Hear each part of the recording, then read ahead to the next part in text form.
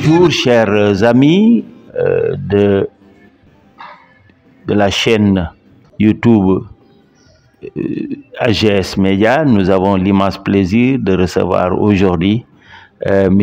Thomas Gana Diouf. Thomas Gana Diouf, pour vous le présenter, est un féru de l'histoire noute.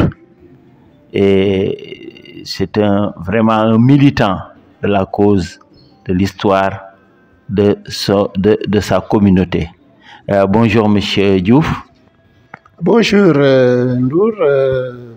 Bon, comme vous l'avez dit,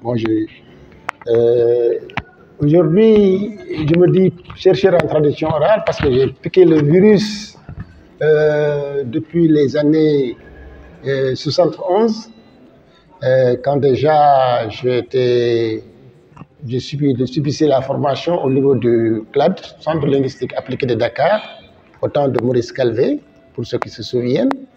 Et donc là-bas, on formait des gens dans la recherche, dans les enquêtes linguistiques et ethnologiques. Donc je descendais sur le terrain, j'ai recueilli les traditions par la transcription même de la langue et je les traduisais. J'arrivais au bureau, je mettais tout en forme et donc je mettais en français ce que j'avais recueilli sur le terrain. Parce que les enquêtes linguistiques, on les faisait dans la langue même, parce que pour être fidèle à l'histoire. Parce que souvent, quand on fait recours à l'interprétation ou à la traduction, ça change un peu les données. Mais avec le fond, le recueil par la langue, on est plus fidèle à ce qui a été raconté par ces anciens. De votre glissement de la linguistique vers l'histoire, surtout l'histoire noute, et sur lesquelles vous racontez énormément de choses très instructives. Et n'avez-vous pas peur qu'on refute vos thèses concernant surtout l'origine lébu? Tout était lié parce que l'histoire, parce que on recueillait les contes, les proverbes, j'en ai recueilli 500 d'ailleurs, les contes, les proverbes, mais l'histoire aussi. On demandait les origines noutes. Et c'est comme ça que par ce glissement, j'ai pu m'intéresser donc à l'histoire même des Noutes depuis la migration à la deuxième moitié du XIe siècle, parce que la source la plus lointaine de l'histoire, c'est El-Bekri, qui a écrit la description de l'Afrique septentrionale en 1887. Donc, à partir de ces données, ce qu'on a appelé généralement l'exode du fleuve vers le sud, après la conquête islamique des Almoravides, donc les Sérères dans leur globalité avaient traversé les fleuves Kayedi, Boutilibit et autres, et pour venir dans ce qu'on appelle aujourd'hui le Sénégal, parce que quand on parle du Tekrour, qui vient du terme arabe Dak Kir, parce que Dak c'est Dek, et Kir c'est le cours. Cette déformation de Dakakir, devenue Dekkour en Wolof, est venue pour être Tekrour. Donc l'exode du fleuve vers le sud, donc c'était à partir du Tekrour, à partir du Tekrour, et les Sérères ont, si tu veux, la dispersion des Sérères a été provoquée par la découverte d'une autre population qui avait occupé le nord du Sénégal après la chute de l'Empire du Ghana, au 8e siècle. Après la chute de l'Empire du Ghana, les Socé avaient occupé le Sénégal. C'est les Socé qui avaient occupé le Sénégal. Et il y avait une minorité Wolof qui se trouvait, qui vient de Wolof, cette minorité Wolof se trouvait au nord du Sénégal. Quand les Sérères ont rencontré cette population, ils ont pensé que c'est des convertis qui sont venus les barrer le chemin. Et c'est ça qui a provoqué la dispersion des Sérères. Mais les premiers Nuts ont suivi la côte, sont arrivés vers le XIIe siècle, dans cette zone de Morolan, vers la de Niayes. Mais il y avait une deuxième vague qui était à Moule, qui était à Méhé d'abord, avec la grande vague de Sérères.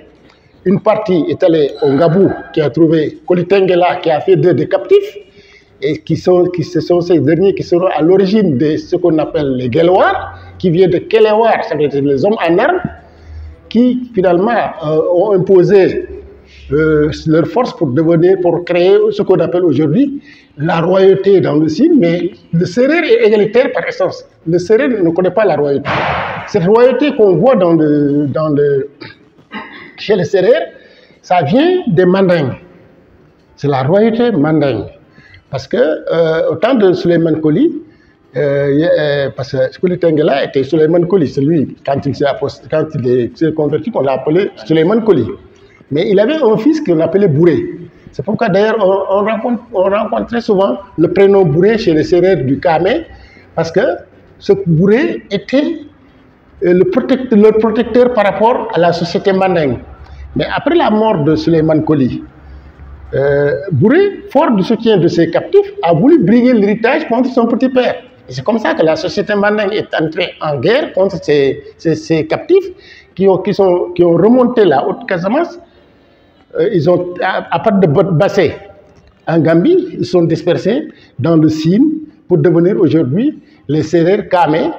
Mais c'est des captifs qui avaient quitté Méhé. Pendant ce temps, il y avait ceux-là qu'on appelle les Sérères de Thiès. Eux, ils étaient à Moule. Ils s'étaient réfugiés à Moule. À Moule, il y avait un chef de Laman qu'on appelait Détchifoundiogou. Détchifoundiogou, à côté de Détchifoundiogou, il y avait les Sérères du Nut, il y avait les Nonnes, il y avait les Lala. Maintenant, après la défaite de Détchifoundiogou devant Lélé Foulifak, son fils qui avait 15 ans à l'époque a réuni des armées, puisque c'était le fils de Ngoné Sobel. Ngoné Sobel était la sœur de Tendi Bawol. Et Amadi Fall était le fils de Déthié.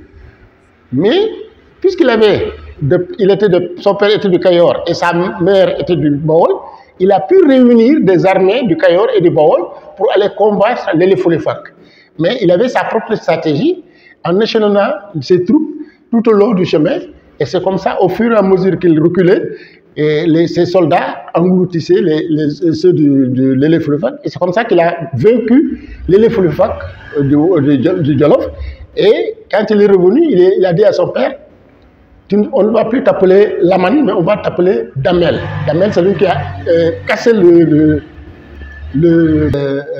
Amari Ngoné Sobel. Sa mère est du Bawol, la sœur du roi du Bawol, le Tenyohon Ndiaye Koulidigan, qu'on appelait.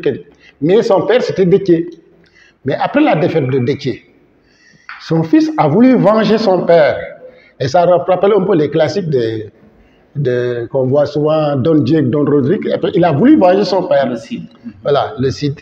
Et il a réuni des armées de Kayor et du Bawol pour aller combattre Lélé Foulifak. Mais il avait sa stratégie qui consistait à échelonner ses soldats tout le long du chemin. Donc quand le premier groupe est allé attaquer Lélé Foulifak, il reculait. Au fur et à mesure qu'il reculait, les soldats sortaient. Et c'est comme ça que ces guerriers ont pu engloutir les guerriers de Lélé Foulifak. Et il a ainsi vaincu Lélé Foulifak. À son retour, il a dit à son père, on ne va plus t'appeler Damel, mais on va plus t'appeler Laman, mais on va t'appeler Damel. Damel, c'est lui qui a cassé la corde du truc, Boumoudjam. Donc, son père lui a rétorqué, non, moi je reste le dernier Laman et toi le premier Damel. C'est pourquoi on parle de Damel Amadi Fall. Amadi Ngoni Fall, Amadi Ngoni Sobel Fall, c'est-à-dire que Déthié avait un hôte qui s'appelait Amadi Fall. Pendant la grossesse de Ngoné, il a trouvé Ngoné en état de grossesse de Déthié, d'Amadi, parce que c'était le truc. Il a dit à son ami, à la naissance, je veux le nom. Et c'est comme ça qu'on l'a appelé Amadi Fall. Mais comme je le dis souvent, le de et le re ont la même racine en linguistique. Donc ça fait Amadi, c'est devenu Amari. Amadi Fall, de Amadi Fall, c'est devenu Amari. Amari, fils de Ngoné Sobel, c'est pourquoi le nom de Amari Ngoné Sobel Fall. Il est le premier Damel. Parce que son père a dit qu'il ne refusait le nom de Damel, il restait le dernier Laman. Et c'est quand on compte les Damel, c'est comme un petit, c'est pas des Fall, c'est comme un peu quand on dit Mbake. Le Fall là, c'est pas parce qu'il s'appelait Fall, c'est parti de Amadi Ngoné Sobel Fall. Et depuis lors, on parlait de Fall, Damel, on parlait de Fall. Mais c'est comme un peu le Mbake quand tu dis Mbake. Voilà, donc, ce que je peux dire sur ça. Maintenant, c'est Sérère. Qu'est-ce qui rattache ça au nom? Voilà, maintenant. Au doute. Voilà, maintenant, dans cette zone-là, il y avait les doutes, je l'ai dit tout à l'heure. Il y avait les Lala. Il y avait les nonnes. Maintenant, les griots sont allés chanter Amadi Ngoné. Amadi Ngoné a donné un taureau. Bon, ils ont dit, on va chanter le chef des Sérères, les Sérères avaient beaucoup de bétail. On va chanter le chef des Sérères. Et Sangoné Pouy, qui était le chef des Sérères, doute, a donné un taureau comme le Damel. Mais aussitôt, les griots sont taillés. Mais dans la société sérère, quand tu donnes un taureau, quand c'est un taureau qui est méchant, tu fais accompagner.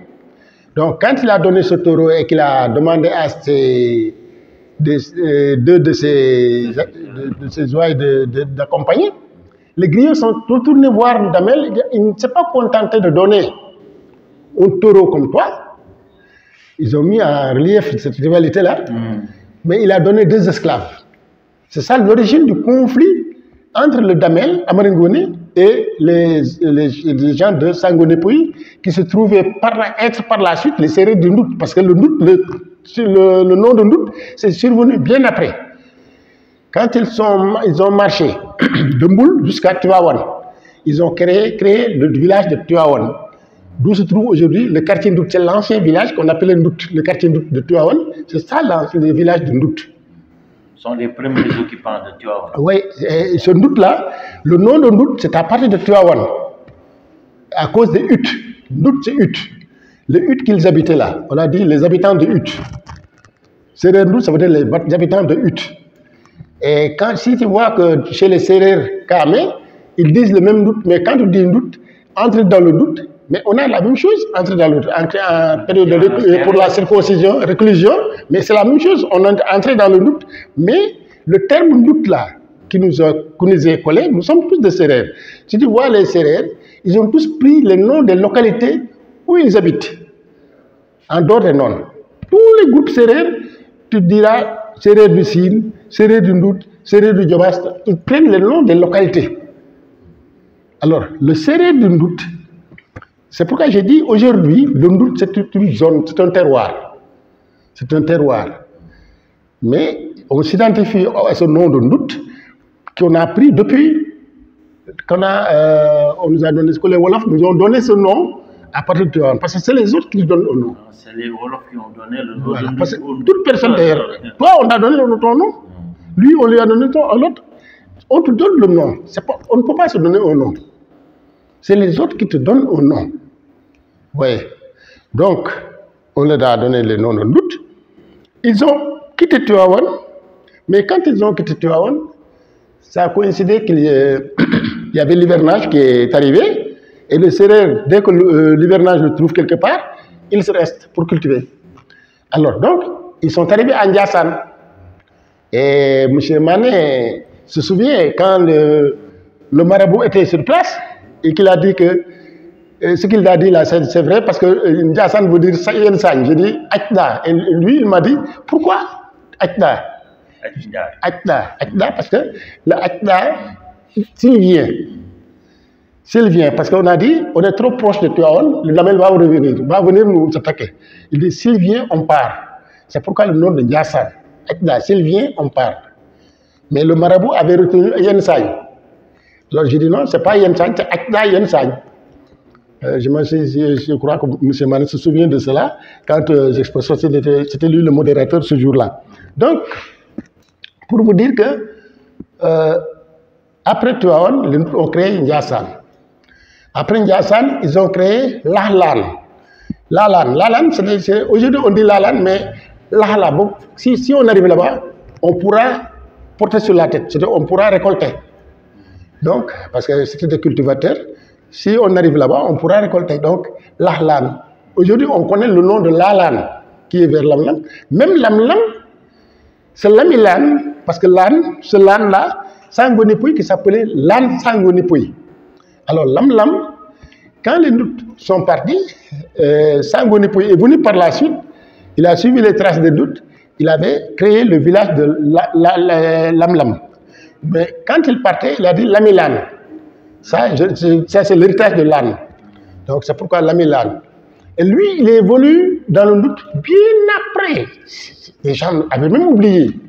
C'est pourquoi quand il est venu dans le Ndout, les gens racontent qu'il y a sa barbe qui traînait. Ils lui ont dit, mais c'est pas possible. Tu ne peux pas vivre depuis tout ce temps-là. Il dit, si. Il dit, tu ne peux pas vivre, donc tu es un sorcier. Et le village qu'il a créé à Morlan, là où on l'appelle ça Fouloun, tu es sorcier. Tu vois, le village s'appelle Fouloun à Morlan. Parce que dans le Ndout, on a 26 villages. Ce sont ces 26 villages qui nous ont intronisés en décembre 2021. Donc, parce qu'il y a 26 villages. C'est un terroir avec beaucoup de villages, mais ces villages, chaque village a son organisation et tout, avec son administration. Ouais. Parce que quand on entend Morolan ou Ndout, on pense que c'est un petit hameau. Non, il y a 26 villages. Et ces 26 villages maintenant, aujourd'hui, sont dispersés dans 3 communes. Il y a la commune de Notogouydiama, la commune de Morolan et la commune de Kermoussé. Kermoussé qui a un village, Niehem, c'est-à-dire que je suis passé pour cueillir. Ça veut dire, parce qu'il y a l'étymologie des noms de villages qu'on a conservé dans ce document d'ailleurs. Donc, chaque village a un peu son origine, son étymologie et tout. Donc, ce sont ces gens-là qui sont, quand ils sont venus sur les lieux, ils ont trouvé des grottes où, d'après la tradition orale, où les sorciers cachaient leurs enfants et les trucs en cas de guerre. Donc, ils ont hérité de ces grottes qu'occupaient les sorciers. Mais d'après la tradition, il y a eu un métissage. Il y a eu un métissage entre ces Sérères et les sorciers. C'est pourquoi le prénom 6, le nom de 6. 6, et ça explique un peu le 6. Et quand vous allez bien à Morlan, il y a le village de Palo. Vous trouvez des sites, les traces des sorciers. Mais c'est surtout au village de Floum où on trouve, il y a beaucoup d'emplacements qui portent le nom sorcier, même Badinga, Yemiyaï Sorcier, le plus des mamans sorciers. Il y a des noms comme ça. Donc, il y a des noms comme ça à Floum. Donc, les traces des sorciers sont visibles et ça corrobore un peu le fait de dire que donc, les Ndouts se sont métissés avec les sorciers. Par la suite, ces sorciers-là sont venus dans le Cap-Vert, mais il s'est trouvé que il y a eu un autre groupe, le groupe qui est venu les trouver. Parce qu'au moment de la migration, d'abord, il y avait ceux qui étaient à Kounoun, dont faisait partie ma lignée. Il y a ceux qui étaient à Kounoun, Kounoun qui veut dire marché. qui veut dire fermer les cabanes. C'est-à-dire que c'était le marché de troc, parce qu'à l'époque, il n'y avait pas d'argent. Les gens échangeaient. Et les Wolofs du nord de Ndiambour quittaient le nord, ils venaient chercher le mil. Et pendant ce séjour-là, c'est pour vous dire un peu la formation de la société lébou dans le doute. À cette question. Parce que les Wolofs du nord de Ndiambour venaient chercher le mil. Mais pendant cette collecte de mil, pendant 6 mois, tu cherchais une femme sérère. Alors, le lébou, généralement, te dit... Pour le temps que vous passez là. Voilà, pour ne pas commettre de l'adultère. C'est le mariage temporaire. Voilà, c'est des mariages temporaires. Et ces mariages temporaires, justement, ont fait qu'aujourd'hui, le lébou te dit, ah, du côté de mon père, ils sont de Louga, ils sont de ceci, cela. C'est pourquoi souvent les noms de famille ne sont pas tellement sérères parce que c'était des Wolofs, c'est des Wolofs qui viennent prendre des femmes sérères. Mais du côté des lignées maternelles maintenant, on voit que c'était des sérères. Et donc, ceux qui étaient à Kounoun, c'est comme ça, c'est pourquoi moi je les appelle les Ndout-Lébou. Les Lébou, moi je les appelle des Ndout-Lébou parce que c'est des Ndouts en fait. Tout mot que tu entends dans la langue lébou, parce qu'il y a le Wolof lébou, il y a le Wolof, le parler lébou. Tout mot que tu entends dans le parler lébou qui n'est pas Wolof, c'est un mot doute. C'est un mot doute. Ça, c'est. De localité. Voilà. Non, c'est un mot doute. Et quand vous lisez Jacques Doumet de Sibla, celui qui était le gouverneur de Gorée, il vous dit que les populations qu'il a trouvées sur place ne parlent ni Wolof, ni Socé, mais parlent une langue proche du non. Ça veut dire que c'était les Ndouts. Et avec les toponymies qu'on a trouvées ici, mais on voit que Kounoun, c'est Ndout, Déni Biramden, c'est Ndout, Yoff, c'est Ndout, Wakam, c'est les autres, c'est pas à cause des Kam. Kam, c'est le mot Ndout. C'est les trucs de palmier, c'est les noix d'amande Avec lesquels on fait un tir. Voilà, tir. Fan ok, c'est Ndout. Sumedjoun, c'est Ndout. Alors donc, tout ça, c'est Ndout. Que vous parliez de l'origine doute de certaines des noms de localités, comme Wakam, comme Yoff, comme Déni Biramdaou, etc. Précisez davantage. Oui, là, il faut parler, il y a des toponymies qui sont plus anciennes. Par exemple, quand on dit Djimi Himiri, ça c'est les toponymies avant, ça c'est au temps colonial. Il y avait les toponymies, Djimi Himili, Mbidjem, c'est Mbidjem, ma Djem fait Himili, Djimi Himili, ma Mbidjem. Il y a Endokura, il y a Camino, il y a, ça c'est, dans l'histoire, on voit ça. C'est des toponymies que les gens n'osent pas tellement expliquer parce qu'il y a un chercheur, en l'occurrence Becker, quand je dis, il me dit, non, ça je ne t'ai pas dit, tu ne l'as pas dit, mais moi qui entends le son, je sais ce que ça signifie. Endokura, ça veut dire passer la journée à transporter. Djimi Himili, c'est Djimbidjem. Endokura, c'est Djander. Camino, les gens ont dit, bon, restez-y, homine. Après, le séeréer dit Camino, mais le gars qui ne peut pas dire homine, il va dire Camino. Camino, c'est homine, restez-y. Vous voyez, restez-y, c'est ce qu'on a identifié dans l'histoire comme étant Bargny. Mais les séeréers avaient le nom de Bagné. Bagné qui est devenu Bargny, parce que le nom latin de Bagné, c'est Bossia sénégalensis. Bagné, ça veut dire Ndiandam en Wolof. C'est un mot Ndout. Bagné. C'est une plante qui produit des fruits qui sont très amers, qu'on les adoucit avec beaucoup de trucs d'eau. Et par la suite, au moment de la famine, c'est ce que les gens mangeaient, on les préparait. Et jusqu'à présent, je crois qu'il y a des gens qui cueillent ça et qui les vendent aux enfants. On y met du sucre ou du sel et les gens mangent ça. Donc c'est ça le nom, l'étymologie du nom de Bargny. Maintenant, les autres étymologies qui dues à la migration de Sérère, il y a d'abord bohé. C'est bohé, le mot avec le son glottal. Les gens ne peuvent pas dire bohé, vont dire bohé. C'est l'emplacement de Grand Médine, là où se trouve le stade de l'amitié. C'est ça qu'on appelle bohé.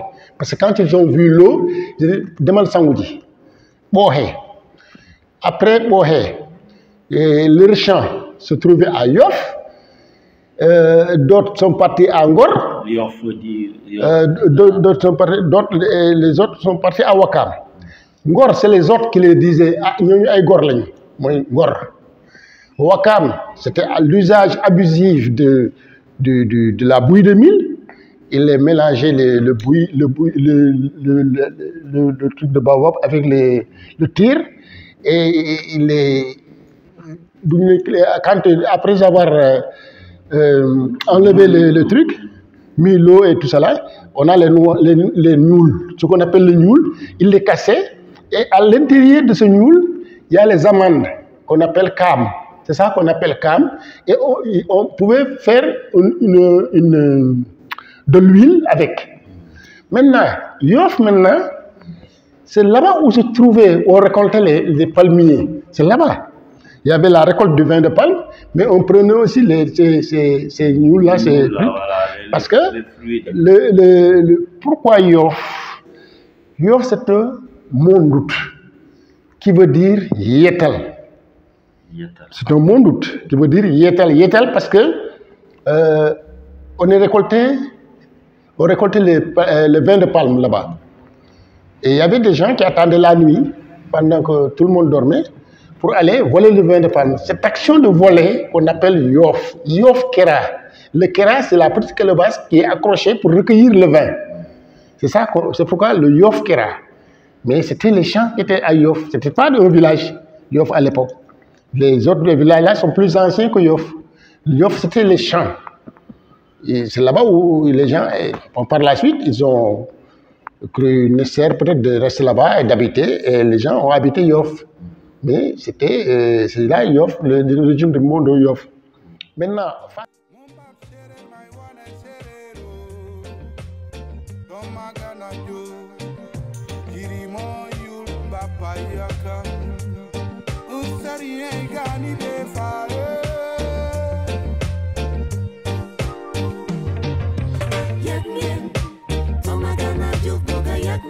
Gilando balan gilan lisan gan ba fale ma xuja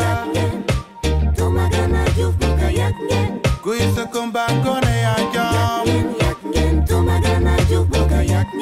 kanjin akanya fa jambar jal kaka makancala makanya motalo fay fenor simpala kombente chacha kombente yayaba femben tunkala futilitan not kill sabay koy not simpala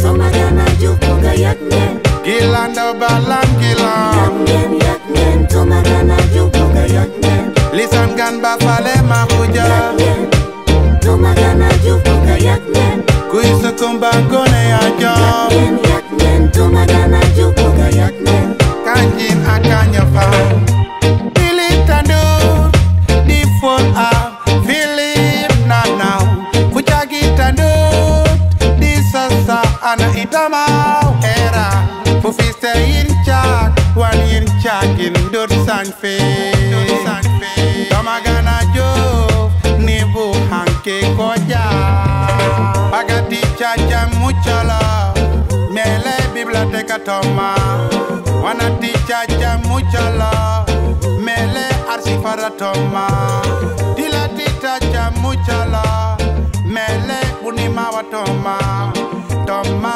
ganajo fo augandi film no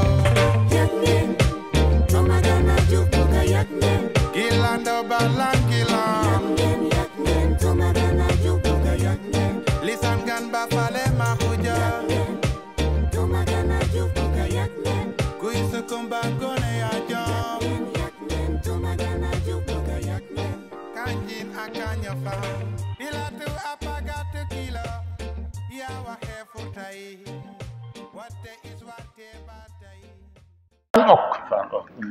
Fan ok. Fan veut dire corps, le corps humain. Le corps. En doute. En doute. Et puisqu'on dit que le Wolof, parce que chez les Sérères, quand on parle de la sorcellerie, c'est souvent entre lignées. Celui qui n'est pas de ta lignée ne peut pas toucher à toi. Mais le Wolof, le Bénin Wolof est jugé comme étant celui qui vole les corps. Donc on a dit, celui qui prend notre corps, qui mange notre corps, va le vomir. Le hoc là, c'est vomir. Fan hoc, c'est pourquoi le fan hoc. Là-bas, c'était des Sérères, ils étaient là-bas, ils prenaient beaucoup de vin de palme. Justement, les gens disaient que à Fan hoc, les gens prennent du vin de palme, mais non, c'est parce que c'était des Sérères qui étaient là-bas. Ils prenaient leur vin de palme. Mais ces vins de palme venaient de Yoff. C'est là-bas où se trouvaient les palmiers. Et c'est pourquoi Fan hoc, c'est Fan hoc, c'est vomir. Ouais, Soumbédioune, c'est parce qu'ils faisaient le linge là-bas. Ils faisaient le linge, ils ont vu l'eau, c'est là-bas, c'est une plage qui était accessible, c'est là-bas qu'ils faisaient leur linge. Et vous nous les habits, on est Soumbédioune. C'est ça, c'est l'origine de truc. Voilà, Soumbédioune. C'est d'origine, c'est un nom d'origine doute. C'est un nom d'origine doute, oui. C'est un nom d'origine doute. Côté de Rufisque, les gens ne trouvaient pas. Rufisque, c'est portugais, je ne sais pas quoi. Mais les Sérères habitaient à Kounoun. Ils n'habitaient pas à Rufisque proprement dit. Mais les Sérères habitaient à Kounoun. C'était à Kounoun. C'était vraiment le centre, le grand centre. Et puis c'est là-bas où se trouvait le marché. C'est pourquoi on parlait de Kounoun. Ah, donc c'est un fait historique, des voilà. faits historiques Voilà. Qui explique l'origine. Ouais. Aujourd'hui. Mais est-ce que ça va être partagé par les uns? Bon, chacun avec. Voilà, c'est un débat. Bon, de toute façon, nous, c'est la version. Ce que je dis là, c'est la version de la tradition orale loute. Et nous soutenons cela. Et sur Dakar, le nom de Dakar, qui vient de Nakatmo, ça veut dire que c'est interdit. Ah oui. C'est interdit. En 2011, lors de la journée de l'esclavage, le département d'histoire m'avait invité à parler de l'esclavage, héritage et tradition. Et j'avais dit qu'on n'était pas indifférent à l'esclavage parce que nous avons suivi une autre forme d'esclavage, mais esclavage à l'interne, entre Sénégalais ou entre Africains. Parce qu'il y avait une grande place. Et la découverte de cela, c'est dans un document missionnaire que les missionnaires, parce qu'il y avait le Père Sébir, quand le pape Léon XIII a affecté au Sénégal un évêque qu'on appelait Magloire Barthé. Il venait de l'Inde. Il est venu au Sénégal le 12 novembre 1889. Quand il est arrivé au Sénégal, il a demandé au directeur du jardin d'essai de Thiès, parce que le directeur du jardin d'essai de Thiès s'appelait Père Sébir. Toutes les plantes qu'on essayait en Afrique, au Sénégal, on les essayait au jardin d'essai. Quand vous allez à Thiès, il y a la cathédrale Sainte-Anne de Thiès, à gauche, vous avez un grand jardin. C'est là-bas où se faisaient, où s'essayaient les plantes qu'on prenait soit en Inde ou ailleurs, pour essayer si ça pouvait résister au Sénégal. Et donc, c'était le Père Sébir là, était le directeur du jardin d'essai. Mais Magloire Barthé, qui est un ancien lauréat du collège Notre-Dame de Morolan en France. C'est ce qui explique le nom de Morolan. Voilà. Magloire Barthé, puisque c'est un ancien lauréat du collège Notre-Dame de Morolan, arrivé au Sénégal, il a demandé au Père Sébir de lui chercher un lieu qui aurait des reliefs similaires avec le Morolan de France. Le Père Sébir, puisqu'il avait d'abord choisi le Djobas, puisqu'il y a beaucoup de collines, mais il a vu qu'il y avait l'insécurité dans le Djobas. Mais que c'était plus tranquille du côté de Morolan, du côté du Nout, parce que le Nout c'est une zone refuge. Et le Nout, depuis que les Français sont arrivés au Sénégal, tenant compte des mises en garde d'André Blou, ils n'ont pas osé pénétrer dans le Nout. Parce qu'André Blou les avait peints comme des gens qui ne croyaient pas à une religion, qui marchaient presque nus, qui avaient des flèches empoisonnées. Et donc, les Français ont tenu compte de cela. C'est pourquoi, quand ils ont construit le fort de Mbidjem, il y avait le lac Tanma qui séparait donc, le fort de Mbidjem de Morolan, du terroir Nout. Et pour traverser, ils avaient construit des digues. Ils mettaient des planches pour traverser. Mais quand ils traversaient, ils enlevaient les planches pour que les Noirs ne puissent pas traverser comme eux. Ouais, c'est ce que les Français faisaient. Et ils ont construit le fort de Mbidjem. Et quand Faidherbe est parti, Pinet-Laprade l'a remplacé. Il a dit, ah, moi, Faidherbe n'était pas courageux pour aller explorer les villages qui sont au bas des collines, mais je vais le faire. Le jour qu'il l'a fait, le premier jour qu'il a fait cette exploration, à son retour, il s'est trouvé que quand il rentrait, prenait les sons et voulait traverser, il a remarqué qu'il y avait des guerriers avec les flèches derrière lui. C'est en ce moment qu'il a compris qu'il ne fallait pas engager une bataille contre ces gens-là. Si vous voulez, parmi les Sérères de Thiès, seuls les Ndouts ne se sont pas battus contre la France. Seuls les Ndouts. Parce que tout simplement, Pinet-Laprade était obligé de négocier avec les Ndouts. Il a négocié avec les Ndouts, enfin c'était pour un but bien déterminé.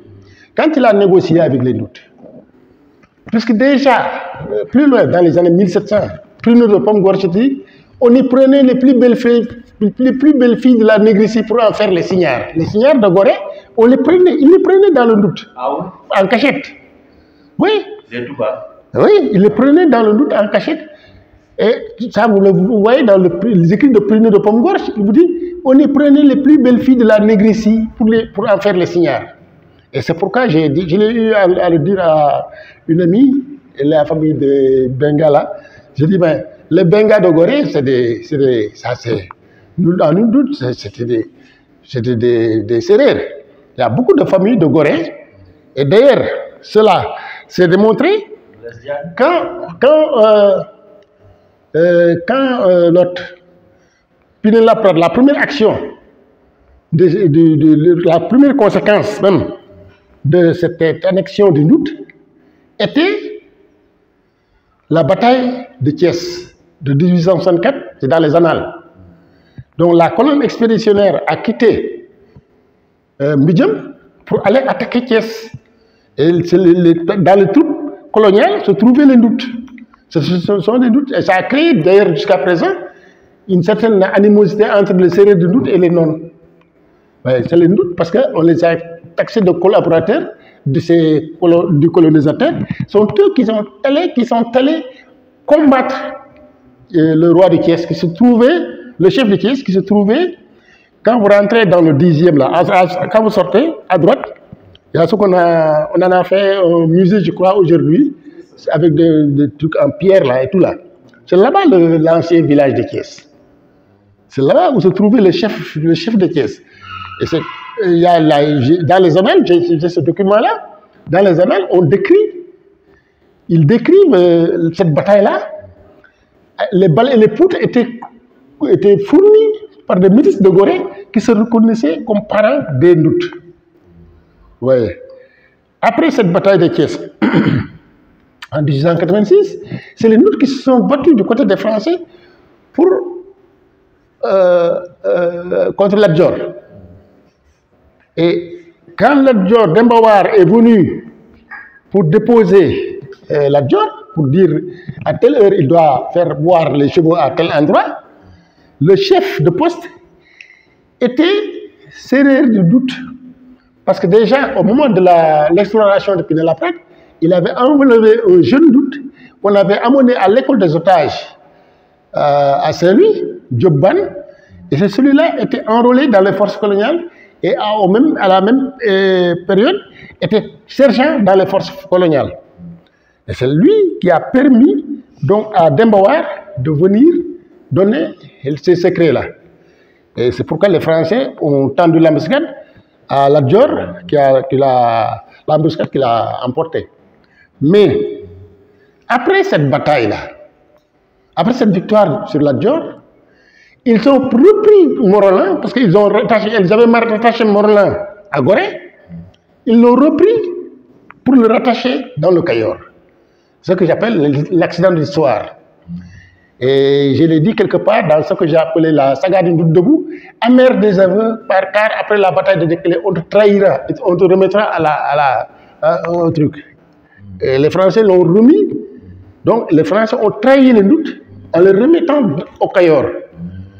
Après la victoire, parce qu'ils se méfiaient toujours des doutes, puisque André Bleu a dit, le Sérère ne dit jamais le fond de sa pensée, il peut changer d'avis à tout moment. Donc c'est pourquoi on a repris les doutes de Gorée pour le rattacher au Cayor. Vous voyez. Donc, Morolan maintenant, c'est ce Morolan-là, c'est avec le prêtre, l'évêque, Père Sébir, c'est Père Sébir, le Père Magloire Barthé. C'est Magloire Barthé qui avait demandé à Père Sébir de lui voir un lieu qui avait un relief similaire. Et après le Djobas, puisque Djobas n'était pas en sécurité, il est venu du côté de Morolan, et c'est en ce moment-là qu'il a vu que la colline du doute pouvait être donc cette colline qui avait des similitudes avec celui de Dole. C'est pourquoi j'ai dit, une fois dit, quand ils ont fait le jumelage, l'évêque de Thiès d'alors, Jacques Sarr m'avait confié le discours d'usage, et j'ai dit que au Morlan du Sénégal, le Père Sébir n'a pas fait comme Saint-Martin au Morlan de France. Parce que, en fait, quand on parle d'anthropologie, on a tendance à dire que l'anthropologie, ça s'applique seulement aux Africains. Mais non, mais l'anthropologie, dans un sens inverse, les Français, quand ils sont venus en Afrique, ils ont pensé que nos parents ne croyaient en rien.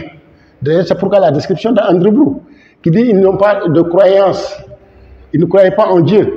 Parce que tout simplement, ils pensaient qu'on était comme là-bas en France. J'ai dit que le Père Sébir n'a pas fait comme Saint-Martin au Morlan de France, il n'a pas eu à renverser des idoles. Et ils se sont demandé, mais comment j'ai pu connaître leur histoire? J'ai dit, je connais. Je sais que Saint-Martin, quand il est venu dans le Dôle, dans le Jura, il a renversé, ils avaient des idoles.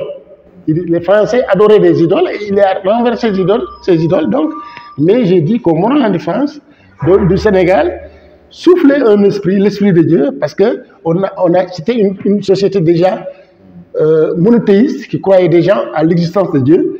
Sinon, Dieu n'aurait pas un nom chez les Sérères.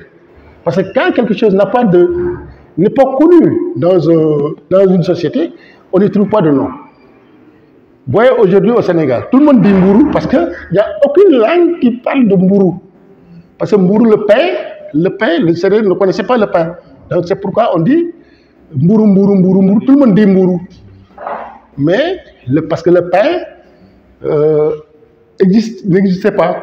Mais la religion, le Sérère de nous te dit Ko, le Sérère du Ko, oui, Ko ou Kopé, le Sin te dira Rog, et ainsi de suite. Et peut-être que les Peuls ont un autre nom, les Mandingues ont un autre nom, et ainsi de suite. Donc les Africains connaissaient déjà Dieu. Mais quand les Français sont venus, parce qu'en fait, cette religion, le catholicisme-là, c'est culturel, c'est un problème de culture. Le catholicisme qu'on a envoyé, qui est venu au Sénégal, il y a un problème de culture. C'est un peu aussi comme la religion musulmane, il y a une culture. C'est une question de culture. Quand par exemple le porc, le musulman ne mange pas le porc. Mais ça, c'est pas islamique. Ça, c'est déjà une tradition juive. Parce que les juifs ne mangeaient pas le porc. Parce que au temps de Jésus, il y avait les démons qui étaient là. Et Jésus a enlevé ces démons de ces gens qui étaient possédés. Il les a mis dans le porc et les porcs se mettaient à parler. Alors donc, depuis lors, les juifs ne mangent pas le porc. C'est ça qui fait que... Mais maintenant, ça, c'est un problème de culture. Et ça, c'est déjà dans la tradition juive. Donc, le fait de dire que nous ne croyons en rien, mais c'est un problème de culture, parce qu'ils pensaient qu'on était comme leurs ancêtres, qui ne croyaient pas en Dieu, qui adoraient des veaux et des trucs. Voilà. Très bien, non, c'est très bien, vraiment, vous avez fait la Vous allez faire un petit montage. Oui, je vais faire un montage. Bon, maintenant, donc, une présentation Voilà, voilà. Peut-être avant la présentation, je vais parler un peu je n'ai parlé avec Bouba tout à l'heure. Quand on parle à Saint-Louis, ça c'est la migration. Au cours de la migration,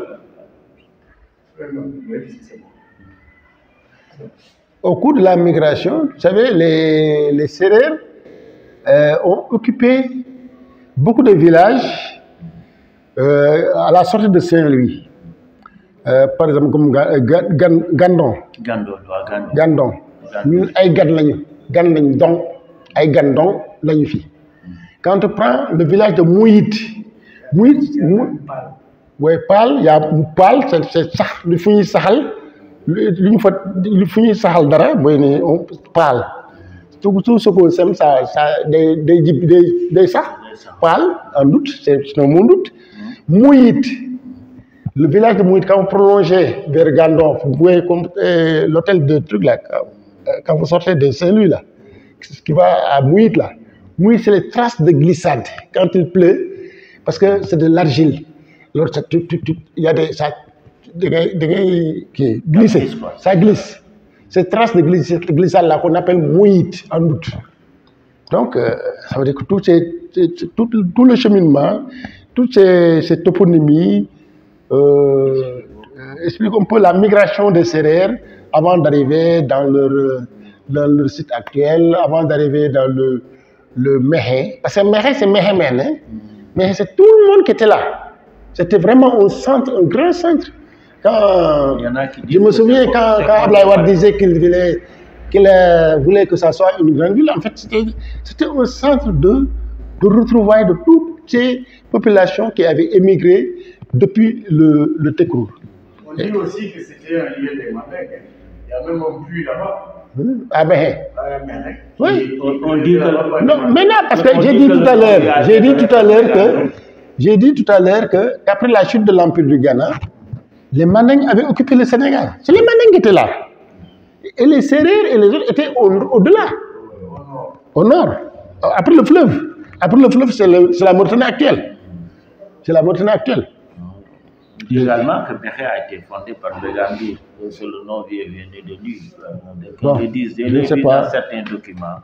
Bon. Voilà, donc bon, Ghana, merci pour cet exposé, mais avant de vous quitter... Sous ça, il faut la passion de l'histoire. Avant de vous quitter, bon, on aimerait vraiment que vous nous disiez quand vous êtes venu vraiment votre passion pour l'histoire, également un peu votre parcours, parce que vous êtes un homme vraiment multidimensionnel et qui a fait beaucoup de métiers, dont celui de policier. Bon, ça c'est... vous voyez, moi j'ai été militaire. D'abord j'ai été militaire, mais avant d'être militaire, je crois qu'il y a des choses qui sont comme presque des vocations qui naissent comme ça dans la personne. Je me rappelle, quand j'étais à l'école primaire, je faisais le 9e, je m'intéressais à la généalogie de ma lignée. Alors, à chaque fois, je me mettais à écrire. Et moi, jusqu'à un passé récent, j'avais gardé mes manuscrits là. Je m'intéressais à la généalogie. À chaque fois, j'emmerdais ma maman. Tu es né de qui? Tu es ton père? Qui est ta mère? J'ai cherché. Et à chaque fois, tous les gens qui étaient parentés avec nous, j'allais les trouver et pour demander. Un jour, il y avait un enseignant qu'on appelait Jean Saladiouf. Très craint d'ailleurs, les élèves le craignaient. Mais lui aussi, il s'intéressait aux traditions. Je vais dans un village, je le trouve, il était assis avec les vieux, j'ai fui. Alors les vieux lui ont dit, mais ce gosse-là, ce que tu cherches là, il cherche la même chose. Non, ah bon? Le lendemain, à la récréation, il me cherchait. Il dit, toi, tu auras des problèmes aujourd'hui, il y a M. Jo qui te cherche. Il y a M. Jo qui... Alors, quand il m'a trouvé, j'avais tellement peur, il me dit, non, n'aie pas peur. Hier, quand tu m'as aperçu à tel endroit, tu as fui. On m'a dit que tu cherchais des proverbes. Je m'ai dit que oui. Il faut continuer de les chercher, parce que il faut chercher au moins un proverbe chaque jour. Comme ça, tu auras beaucoup de proverbes. C'est ce qu'il m'a dit ce jour-là. Bon, on en a parlé comme ça. Après, c'était un projet. Bon, j'étais au primaire. Après, ça a changé, quoi. J'ai changé, mais j'avais conservé tout ce que j'avais sur la généalogie.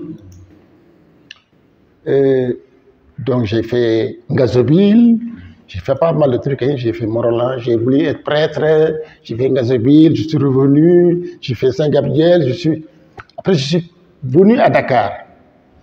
Venu à Dakar, j'ai fait le truc, le secrétariat. Donc, j'ai eu mon dactylographie, sténodactylo. J'ai fait sténodactylo, donc j'ai eu mon CAP en 69. Et c'est à ce moment-là, je suis allé dans l'armée par accident. Parce que j'étais parti à Tuaon chercher un extrait de naissance. Le commis qui était là-bas m'a dit non, tu vas te faire recruter. C'était la veille du recrutement. J'ai dit non. J'ai dit, je cherche mon papier pour faire le concours de l'océanographie. C'était ça qui était dans ma tête. Je voulais faire le concours de l'océanographie. Parce qu'il y avait un ami à mon grand frère qui était à l'océanographie. Et donc, lui, il avait tellement parlé de l'océanographie que mon grand frère voulait que je sois là-bas. Donc, j'ai dit non, je vais faire le concours de l'océanographie. Non, c'est tellement aléatoire. C'est pas évident que si tu fais le concours, tu vas être admis. Si tu t'engages dans l'armée, tu as la chance d'être gendarme, policier ou autre. Et donc, finalement, il m'a convaincu, je me suis fait recruter. Je suis parti dans l'armée, sans option. Hein. Je suis allé dans l'armée, après on m'a affecté chez les blindés. Mais j'étais omnibulé par quelque chose. Le vrai militaire, il fallait être parachutiste. Parachutiste. Il fallait être parachutiste pour être un bon militaire. Pour moi, c'était ça dans ma tête, quoi. Alors, j'arrive chez les blindés. À l'époque, l'ancien général Dien, qui était lieutenant à l'époque d'ailleurs, avec Potin, sont deux qui étaient là-bas. On devait faire les tests pour aller, parce que ces corps-là, le corps, il y a les parachutistes de profession, mais il y a les corps qui font un groupement para pour avoir le brevet. Donc, c'est les commandos. C'était pas tout le monde qui était parachutiste. Parce que pour être parachutiste, il y avait d'abord, il y a des dispositions physiques. Donc, dans ces corps-là, donc, c'est pas le cas dans ces corps-là. Dans ces corps, il y a des gens qui sont dans ces corps qui n'ont pas l'aptitude pour être parachutiste. Donc, pour être parachutiste, il fallait subir une visite médicale et tout ça là, et ainsi de suite. Il y a tellement de choses. Alors, j'arrive à la visite médicale à l'IHO. Le médecin qui m'élimine parce que j'avais un poids excessif. Il me dit que j'avais 80 quelque chose. J'ai dit non, je ne peux pas. Alors quand il m'a mis de côté, je me suis mis à pleurer. Juste le lieutenant Dien est rentré à l'IHO. Il me voit, mais qu'est-ce qu'il y a? J'ai dit, j'étais venu pour les tests là, pour la visite médicale, mais le médecin m'a éliminé. Il m'a dit pourquoi il t'a éliminé? Il dit que j'ai trop de poids. Alors, il est descendu de la JEP, il est rentré voir le médecin. Le médecin lui a dit, je suis son commandant d'unité. Bon, mais si vous pouvez l'amener à un poids jusqu'à 78 ou 78 et quelques, c'est bon. On pourra lui faire de lui, avant le truc, on pourra faire de lui un parrain s'il veut tenir à ça. Alors, il a appelé un sergent-chef qu'on appelait Andiablé. Ou un adjudant, quoi. Il a dit Andiablé, tu vas lui faire diminuer son poids, hein? Tu le prends en régime. Donc, c'est comme ça que on m'a pris en régime pour diminuer mon poids. Et chaque matin, je me courais 8 km. Chaque matin, je courais 8 km. Au retour, j'allais à la cuisine directement. Je prenais mon morceau de steak avec du citron. Et le soir, on m'a mené en musculature. Derrière le phare de Ngorla, il y a une petite plage bien sablonneuse là. On m'exerçait la musculature, c'est là-bas que je faisais la musculature. Alors, au bout de 2 mois, j'étais descendu à 78 et quelques. Donc, je suis retourné voir le médecin. Et voilà, ils m'ont donné mon aptitude pour aller faire le truc. Alors, quand on est revenu, quand je suis revenu du groupement, du groupement para, avec mon brevet de parachutiste, 2 jours après, il y avait le bombardement de Samine en Casamance. À l'époque, il y avait les Portugais, les Guinéens-Bissau, cherchaient l'indépendance et ils se réfugiaient au Sénégal. Et c'est ça qui faisait que les Portugais bombardaient le Sénégal. Voilà, les PEC. Voilà, donc les PAIGC. Donc, on a bombardé le village de Samine au Sénégal. Et donc, on est allé en Casamance. Le 10 décembre 1969, c'était un jour de Korité, je me rappelle. Ça m'a trouvé dans le bateau Édic. C'est Édic, il n'y avait pas de pont. C'était Belali, à l'époque, était le gouverneur de Ziguinchor, de Ziguinchor. On est descendu avec le bateau Édic, avec les blindés. On est descendu à Ziguinchor. Les paras ont sauté sur Ziguinchor d'ailleurs, pour aller vraiment sauver des villages qui étaient déjà attaqués par les Portugais. Voilà. Et donc, après cette l'armée maintenant, j'ai été libéré en janvier. J'ai juste fait les 18 mois. J'ai été libéré en fin janvier 1971. Alors, fin janvier 1971, le destin est venu peut-être par là. Il y avait un temps de flottement avant les concours. Bon, pendant ce temps de flottement, j'étais un préparateur physique de l'équipe de mon village. Il y avait les sites de Guerpi là, de Baïgaïné. Les gens jouaient là-bas. Et j'étais le préparateur physique de l'équipe. Déjà avec mes conditions physiques et tout ça, de l'armée et tout, militaire. Donc j'étais le préparateur physique. C'est là-bas que un étudiant, il est décédé malheureusement aujourd'hui, c'est un ami, il m'a trouvé là-bas avec Christian Saglio. Christian Saglio. Les photos là. Christian Saglio qui était au CLAD, qui cherchait, qui faisait préparer une thèse, je crois, sur l'ethnologie, qui était soutenue par Jean-Louis Denain, qui était un linguiste. Et Jean-Louis Denain était un dominicain, comme Charles Becker, d'ailleurs, c'était des dominicains. Donc, Saglio est venu là-bas. Sont eux qui le soutenaient. Il m'a dit, bon, on veut quand ils sont arrivés au terrain, il m'a dit, mais qui veut faire du doute? Bon, ça, on ne comprenait pas. Qui veut faire du doute, c'est quoi? Mais j'étais curieux, je suis sorti. J'ai dit, moi. Donc, j'ai embarqué dans la voiture de Saglio. À l'époque, il logeait à Anne-Marinas. J'ai été là-bas. Et il m'a expliqué un peu ce qu'il voulait. Quand il m'a expliqué, ça m'a fait revivre ce que je vivais déjà étant tout enfant à l'école. Alors j'ai dit, je veux bien. Donc, j'ai commencé avec Saglio. Il m'a dit, mais pour que tu puisses être efficace, on va te mener en formation au CLAD. J'ai dit, ah bon? À l'époque, l'université était barricadée parce que c'était la première année des partiels. Parce qu'avant, les étudiants, tu t'inscrivais à l'université jusqu'en fin d'année et tu faisais ton examen. Mais à partir de 71, il fallait faire des partiels. J'étais à l'université. Voilà. À ce moment, on m'a trouvé à l'université. Voilà. Voilà. Les partiels, c'était en 71. Ça a commencé en 71. Ça a même donné lieu à une grève. Une longue grève d'ailleurs. Voilà. Alors, les partiels, quand je suis venu, il y avait les policiers qui étaient là. On m'a cherché une carte spéciale au niveau du CLAD pour accéder à l'université. Et ça, je me souviens de ça. À l'époque, Maurice Calvé était le directeur du CLAD. Voilà, Maurice Calvé était le directeur du CLAD. Alors, je suis venu. On nous a formés à la transcription d'abord. C'était l'alphabet international. À l'époque, aucune langue n'était codifiée. Donc, c'était avec l'alphabet international. Il y avait des machines phonétiques. Il y avait des machines phonétiques au niveau du CLAD.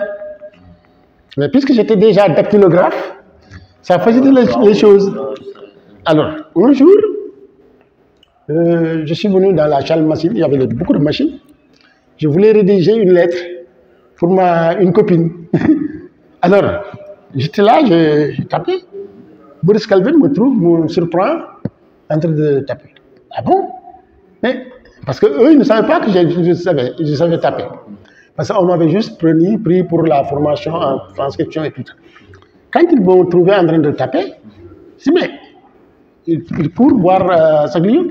Mais Saglio, mais tu ne nous as pas dit qu'il est dactylographe. Saglio, quel dactylographe? Si, mais ils sont venus.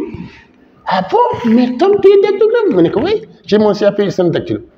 Voilà, c'était une découverte pour eux. Et donc, on m'a tout de suite formé. Ils sont appesantés pour ma formation. Ils me disent, on ne va pas seulement te former pour le recueil, mais pour les enquêtes linguistiques.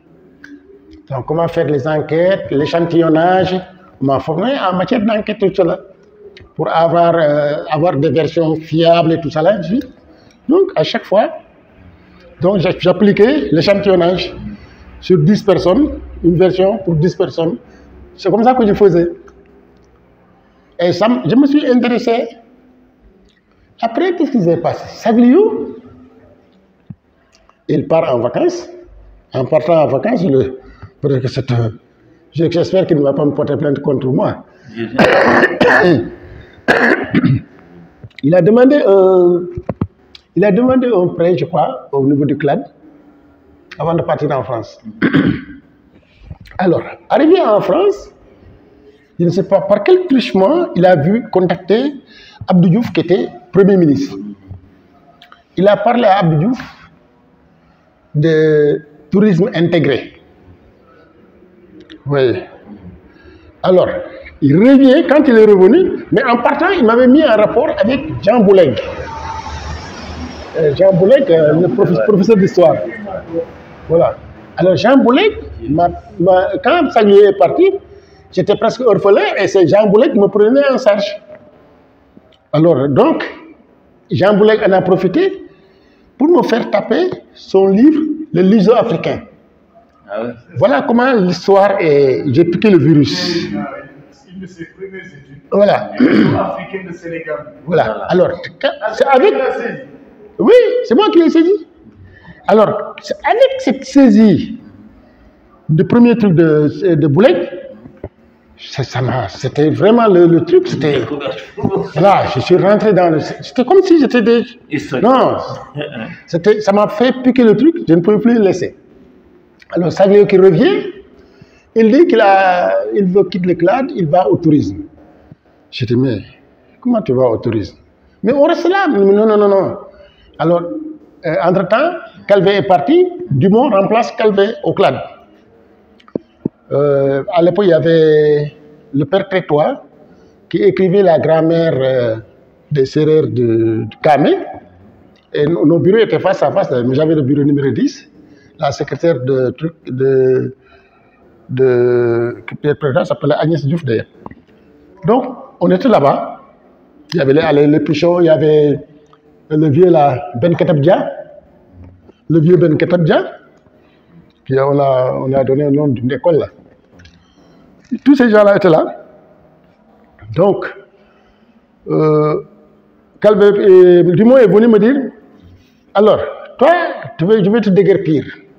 Parce que ton patron est venu, il a changé de truc, il est maintenant au tourisme. Alors, chaque soir, le soir, j'avais rendez-vous avec Saglio au terrain de tennis de l'université. Alors, parce que pour qu'il ait contact avec moi, il fallait parce qu'il n'osait pas venir au CLAD. Donc le soir, on se rencontrait au terrain de tennis. Alors, ce jour-là, je suis venu, j'ai dit, mais les gens du CLAD savent que tu es là, hein? Ah bon? Oui. Il y a Dumont qui dit qu'il va me chasser de mon bureau. Il me dit, bon, donc demain, on va commencer le déménagement. Alors, à chaque fois, je prends des trucs, je mets dans sa voiture, et on déménageait comme ça. C'est comme ça que j'ai déménagé mes bagages du CLAD. Et je suis allé au tourisme, au bureau d'études du tourisme qui faisait face, l'immeuble qui fait face à la présidence, qui est occupé, je crois, par la présidence aujourd'hui, avec les miroirs là. On a déménagé là-bas. Alors, de là-bas, Saglio ne s'occupe plus de tradition. Alors, Je dis, il a fait des photos cartes postales, là, il a fait... Oui, oui, parce que ça, c'est le tourisme. Alors, il ne s'occupe plus de ça. J'étais resté, et moi, c'était un crève-cœur pour moi de voir mon truc, ce que j'avais commencé, abandonné. Lui, il s'intéressait à la Casamance, au tourisme intégré, tout ça, ensuite. C'est moi que j'étais seul. Donc, quand il me payait 12 000 francs, j'utilisais ça pour mon transport, pour aller. L'autre soutien, c'est Jean Boulek qui m'a donné ça.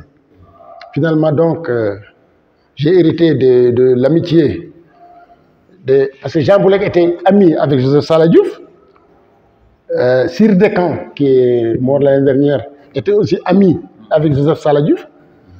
Il faisait préhistoire, Sir Descamps faisait préhistoire. Joseph Saladiouf, c'est qui? C'est un enseignant, c'est l'enseignant dont je parlais là, Ah oui, ok. mais qui s'intéressait aux traditions. Donc c'est mon précurseur en matière de recherche de tradition. Et c'est pourquoi d'ailleurs, bizarrement, il ne m'a jamais enseigné. À part le fait que quand j'étais au primaire, il m'a dit il faut recueillir au moins un proverbe par... Voilà, c'est de lui. Alors, bizarrement, il est mort très tôt, mais c'est quelqu'un qui était vraiment connu. C'était le militant politique, c'était un militant senghorien. C'est quelqu'un qui vraiment...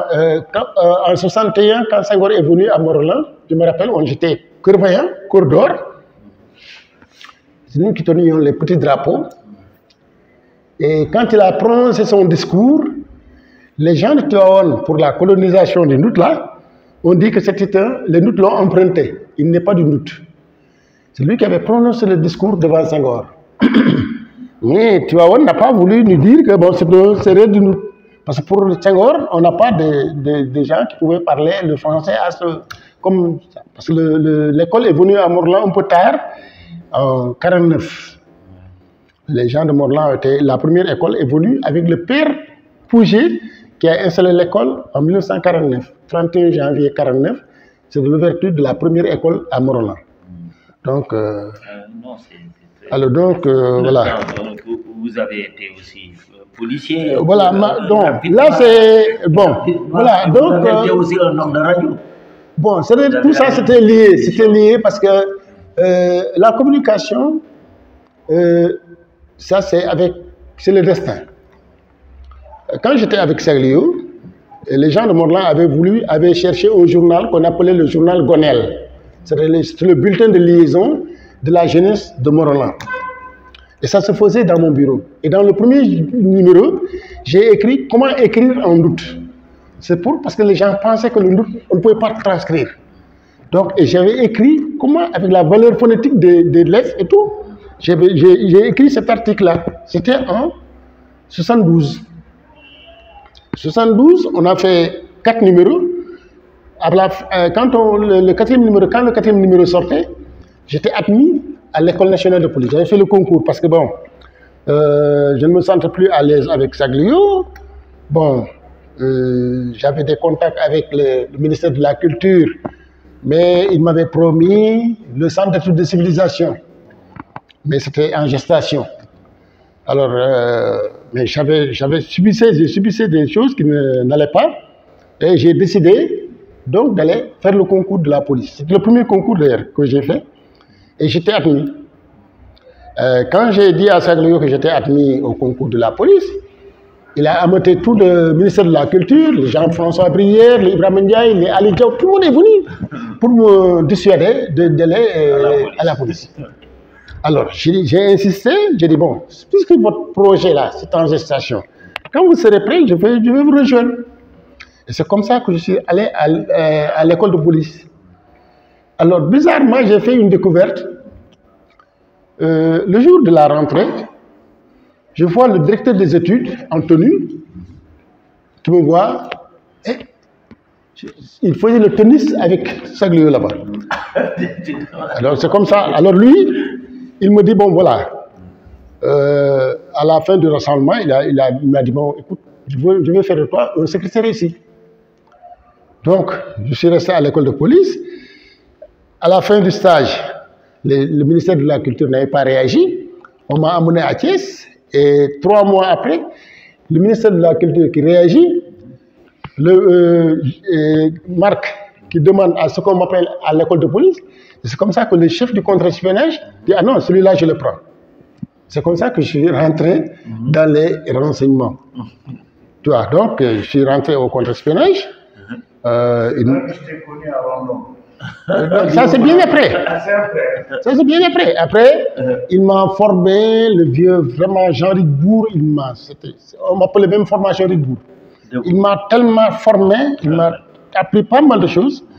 Et donc, puisque j'aimais beaucoup ce métier, et quand il fallait partir à Rondon, il y avait des tests là. On a dit bon, on va le. Donc j'ai été testé et j'ai été amené à Rondon. Donc à Rondon, j'étais un spécialiste de la photographie. Donc j'étais spécialisé en photographie, donc technicien de photographie, en dehors de l'enseignement que j'ai reçu d'officier, en dehors de la formation d'officier. Et donc la spécialité technique, c'était la photographie. Et j'étais chef du laboratoire photo. Voilà, donc voilà. Et depuis lors, j'ai dit bon, je ne vais pas abandonner. J'ai continué seul, parce que j'avais déjà le virus, c'était dans mon sang, je ne pouvais pas me départir. Et les gens de Morlan ont été reconnaissants par rapport à ça d'ailleurs. 50 ans de recherche, c'est pourquoi ils m'ont intronisé comme leur babop le 4 décembre 2021. La radio, brièvement, la radio. La radio c'est après. La radio, parce que je m'intéressais. Il fallait vulgariser tout ce que j'ai recherché. Il fallait le vulgariser. C'est comme ça que j'ai commencé avec Ludien Faye dans Rencontre de Culture. Après Rencontre de Culture, on m'a donné une émission Visage du Sénégal. Après le magazine Doute. Après le magazine Doute, les gens de Morlan, quand ils voulaient une radio communautaire, on a pensé à moi. Et on a fait de moi le directeur de la radio communautaire de Morlan. Ouais, voilà. Merci vraiment. Voilà. Un parcours très riche. Voilà. Et je suis un militant de la culture sérère aussi. J'ai adhéré dans les associations, l'association de la parenté à plaisanterie Agen et Diambogne. Et j'en suis le secrétaire général depuis 1998. Aujourd'hui, nous sommes en train de relancer pour aller vers un autre congrès, pour remplacer l'ancien bureau où les membres sont presque tous morts. Donc, tout récemment, d'ailleurs, quand le président de la République nous faisait commandeur dans l'Ordre national de Lyon, on m'a élevé comme commandeur dans l'Ordre national de Lyon. C'est pourquoi voilà. Alors donc, je suis commandeur dans l'Ordre national de Lyon en tant que secrétaire général de l'association Agen et Diambogne. Vous avez un riche parcours, M. Thomas Gana Diouf, nous vous remercions de nous avoir accordé cette interview historique et que nous allons mettre dans la chaîne YouTube de l'Histoire générale du Sénégal. Oui. Donc vous êtes membre aussi. Voilà, c'est pourquoi d'ailleurs mon combat c'était ça. C'était quand on m'a invité au premier séminaire de 2014 de l'Histoire générale, j'étais là avec le professeur Tchoub qui m'a vraiment beaucoup encouragé aussi. Lui, il m'a vraiment beaucoup encouragé. Il m'a dit choisis la commission 2. Il m'a dit, choisis la commission 2, ton combat se trouve là-bas. Voilà, parce qu'il connaissait un peu ce que je... Merci encore, merci. Voilà, donc... on aura l'occasion de revoir tous les aspects de la culture doute et sérère. Et les doutes, tout ça, ce que je connais, que j'écrive quelque chose, et c'est pourquoi aujourd'hui je suis là, pour voir le professeur Bouba et le professeur Mané, pour pouvoir sortir quelque chose qui reste pour la postérité. Inch'Allah, très bien.